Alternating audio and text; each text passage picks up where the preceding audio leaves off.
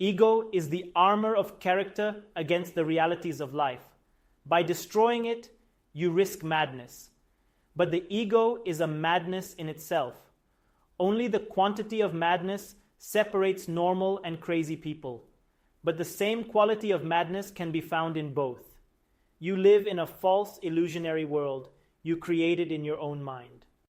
You create this illusion to defend yourself from feeling like a nobody, from feeling that your life is meaningless, from feeling that you are just an animal who will die. You defend yourself, but the walls of your defense become the walls of your prison.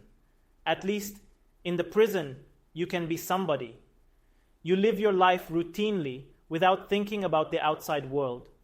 You choose security instead of freedom. You have been living in the prison of your own mind for so long that you are scared to come out. When the day of freedom for a long-time prisoner finally arrives, he becomes afraid of the outside world. He got used to the life in the prison so much, doing the same things every day without thinking. And now the outside world seems so infinitely big, full of possibilities and insecurities. You have been waiting for your freedom from yourself so much. And when I tell you that freedom is possible right here and right now, you prefer to stay in the security of your prison. You choose to be somebody in the prison instead of being a nobody in the real world. The Book of Becker introduces the idea of immortality projects.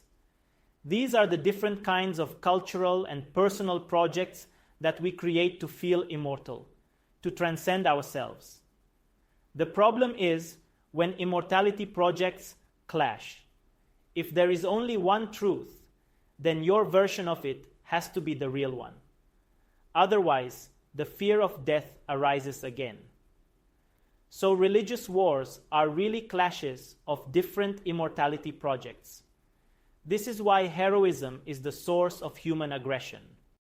But I see the cause of aggression only partly in the clash of immortality projects. Fight is inherent in heroism and not occasional or accidental. You can only be a hero by fighting and winning over an enemy. And a hero is only as good as his enemy. The bigger enemy you choose, the bigger your fight is. That is why some people cannot be cured of their illnesses. They become heroes by fighting with the disease. Illness becomes part of their personalities. Exactly this fight is that makes the ego going, that is continuously creating and recreating the illusion. If the ego stops fighting, it disappears. The tragedy of human existence is living as a false personality in between two truths. You are already not an animal, but not a god yet. You are stuck with yourself right in the middle of the evolution of consciousness. The animal part of you possesses instinct, which is the intelligence of the body. As a human, you have intellect, the intelligence of the mind. Finally, the God inside you has intuition, which is the intelligence coming from the beyond. As a baby, you do exist, but you don't know that you exist. The consciousness of a baby is similar to that of an animal, completely natural, real, and authentic, but unconscious. A baby doesn't have self-consciousness, which means that he doesn't have any idea of himself. That is why you cannot remember anything before the age of 4. A baby doesn't have a personal history because he is not yet a person. His story starts with the birth of his idea of himself. In fact, memories are not really memories of real events. You remember not the experience itself, but the story you tell yourself about the experience. That is why in almost every memory of yourself, you see yourself from the outside. Memories are your hero shots you collect in your mind. The next stage is the stage of the personality.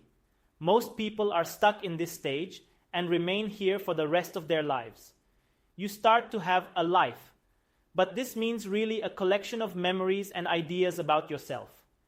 As a personality, you believe that you exist as part of society.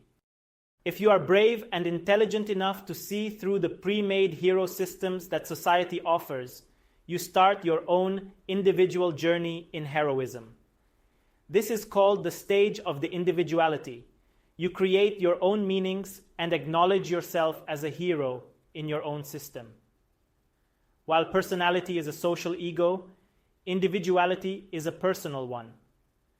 But no matter which ego you choose, deep down you know that they are fake.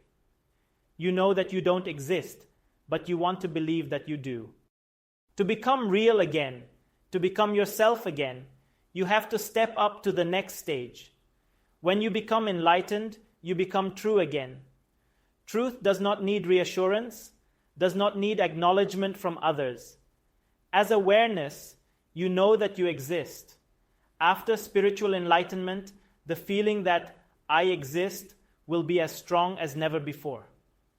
To know that you exist should be the most obvious thing in the world. Just don't mix yourself up with what you think about yourself. Separate yourself from the ideas about yourself.